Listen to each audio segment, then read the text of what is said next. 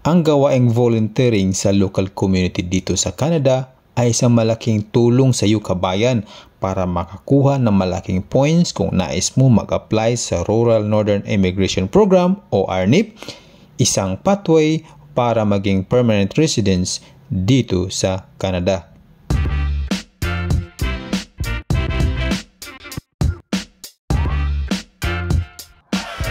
Hello guys, kumusta? This is Daz from Daz Info TV and welcome to Canada. So ngayon po pala ay spring season na, no? Ang ganda ng lumabas, ang ganda ng magbisikleta, ayan, no? Dala ko na yung bisikleta ko kasi kabayan ako po ilalabas ngayon para mag-volunteer dito sa community dito po sa Sudbury, Ontario, Canada. Kasi kabayan, yan po ang gusto kong i-share sa inyo sa video na ito, ano?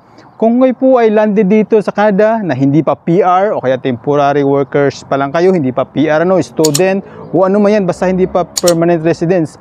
Kabayan, ang video nito baka makakatulong sa inyo. Kasi ako po ay magbo-volunteer kabayan para po makakuha tayo ng provincial nomination. Kasi nagbabala ako mag-apply kabayan sa yung tinatawag na pathway na Rural Northern Immigration Pathway kabayan. Isang pathway po para po maging resident tayo, para po maging PR tayo dito sa Canada. At ang pagbo-volunteer kabayan sa community ay isang malaking factor, makakuha tayo ng malaking points. 25 points po yung kabayan. Yan po ang tinitignan nila, ano? Dapat kasi close tayo sa community, dapat involved tayo sa community kabayan. Kaya po isa yan sa mga factor na mabigyan tayo ng provincial nomination para po sa application natin, para po sa permanent residence, para po sa pathway na Rural Northern Immigration Pathway. Kaya kabayan, samahan niyo po ako. Tayo po ay mag-volunteer. This is my first time na mag-volunteer dito po sa Canada. Kaya dala ko aking bisikleta, si Nakamura. Ayan, magbibisikleta lang ako kabayan kasi medyo malapit-lapit lang naman. Nasa 30 minutes yung biyahe. Nasa around 8 kilometers lang po ang layo, mula po dito sa akin tinitirhan. So, tara kabayan, samahan niyo po ako. Baka naman ay makatulong sa inyo ang video na ito. So ayan, nagsimula na akong pumadyak kabayan, pero bago tayo tumuloy, ako'y dadaan muna dito sa Sudbury para bumili ng ating pananghalian. Bibili tayo ng sandwich. Yung 4 inches na sandwich kabayan kasi samot sa aming palaman. Ayan, samot sa aming mga gulay. Talaga namang solve na solve ka dito kabayan. At dahil nga sa kagustuhan ko na mas makarating ng mas maaga at mas mahaba-haba ang ating oras sa pagbo-volunteer kabayan, ay naisipan kong isakay yung bisikleta ko sa bus carrier sa may bandang unahan. First time ko pong isinakay yung bisikleta ko dyan. Ayan, hinila ko lang siya pababa at pinwesto ko na. Pero ang sabi ng driver ay dapat pala nakapwesto opposite side. So yung unahan na gulong ng bisikleta ay dapat nakaganon sa may bandang pintuan ng bus. At hihilain mo lang yung lever kabayan. Ayan, hihilain mo lang yan para fully secure yung bisikleta, At bumili pala ako ng 6 bus pass kabayan. 6 bus pass, ibig sabihin 6 rides. Kasi mas mura, hindi na ako bumili ng monthly bus pass kasi mahal, nasa $108 na ngayon. Dahil pa gusto ko makatipid, kasi mahal din yung bus pass na isang buwan, $108. Kaya bumili lang ako ng 6 ride bus pass. At kung meron ka namang transfer na kung gusto mo mag-transfer sa ibang ruta, ayan, bibigyan ka ng isang pang card kabayan. O, diba?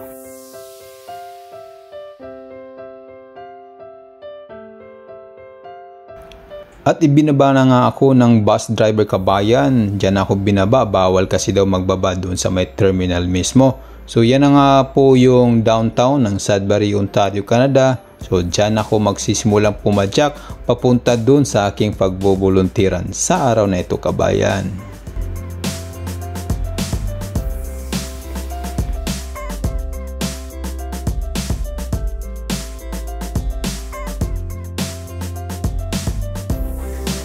At dumating na nga ako kabayan sa aking pagboboluntiran sa araw na ito. Dito po ako nagboboluntir kabayan sa Food Bank, Sudbury, Ontario, Canada. So ayan, pumasok na nga ako at nag-fill out ako ng form. Kakailangan niyang kabayan for their future reference sa tawagan kanila kung meron sila mga outreach program, mga feeding program sa loob at sa labas ng community. At pagkatapos ko nga mag-fill out kabayan ng form ay nag-umpisa na ako. Dito pala ako naka-assign sa may sorting area. So yung box na kinukuha ko kabayan ay mula po yan pinick up nila sa mga nagdo-donate kagaya ng mga kumpanya, kagaya ng mga grocery store na nagdo-donate sa kanila kabayan. So pagdating yan ay sinusort lang namin, tinitignan namin yung mga expiry date kagaya ng mga sauce, kagaya ng mga juice, mga dilata. Tinitignan namin yung kabayan, yung mga expiry date, kasi mahalaga yan at para hindi naman sira yung maibibigay dun sa mga nangangailangan tulad ng mga feeding program ng simbahan, feeding program ng school, mga homeless. Sila talaga yung target at mga customer ng food bank kabayan. So pagkatapos yan ay sisegregate na namin, ilalagay namin yan sa mga kanilang mga box kasi ang bawat product ay may sariling box siyang kabayan. Napakasimple ng trabaho pero napaka-rewarding sa maliit na bagay, sa maliit na paraan tayo po ay nakakatulong. Parang ang sarap lang talaga sa pakiramdam kabayan na nakakatulong ka dito sa Canada, sa kanilang community. Although kararating lang natin, hindi pa tayo close sa community. So wala pala tayong hindi pa ganun kalalim ang ating involvement sa community. Ngunit sa ating simpleng paraan, sa pagboboluntaryo ay tayo po ay nakakatulong. Lalong-lalo na dito sa mga community katulad ng mga yung mga nalulung sa droga kabayan, yung mga homeless kasi sila talaga yung mga kawawa kasi wala silang mabiling pagkain, nakatira na sila sa mga lansangan. At this time naman, ang ginagawa ko ay tinitimbang ko na yung mga dilata. Okay, so kumuha lang ako ng box, nilagyan ko ng label para mas madali ma-identify. So ayan, merong electronic na weighing scale dyan. Ang bawat box kabayan ay meron pong timbang na 40 pounds. Hindi dapat lumagpas kasi mabigat na po dyan sa sa magta-transport. So lahat ng mga mabibigat na mga produkto kagaya ng mga dilata, mga pasta, mga juice ay tinitimbang po yan kabayan. Pero meron naman mga ibang produkto na magagaan na hindi na kailangan timbangin kagaya ng mga noodles, mga biscuits, mga treats. So mga yun hindi na kailangan timbangin. Yun lang talaga yung mga mabibigat para hindi naman mahihirapan yung mga nagbubuhat during transportation.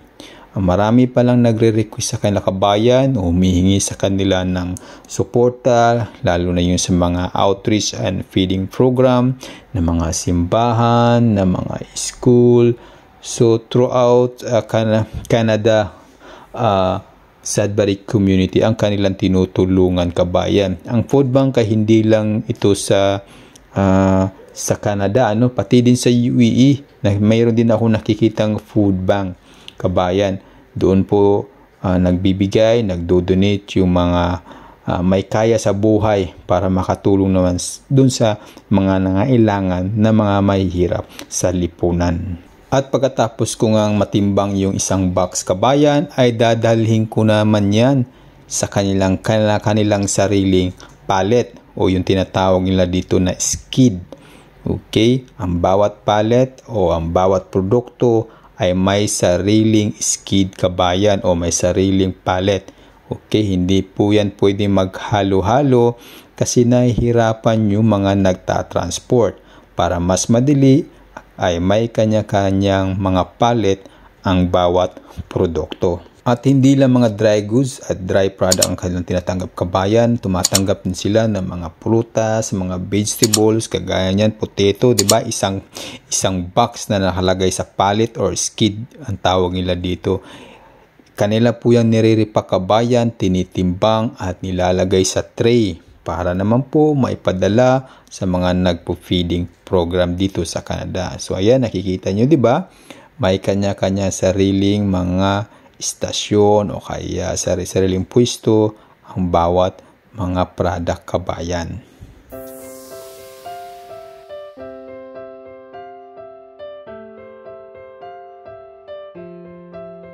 At nagpapasalamat din ako sa Diyos kabayan kasi ito yung nakita kong pagbobolunteeran kasi napakasarap sa pakiramdam na makatulong ka sa community.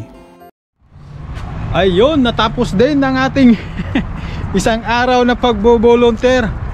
So kabayan, sa pagbobolunteer pala, may requirements na oras Ibig sabihin, kailangan ma-meet natin yung 5 hours per month. Kung hindi ako nagkakamali per 5 hours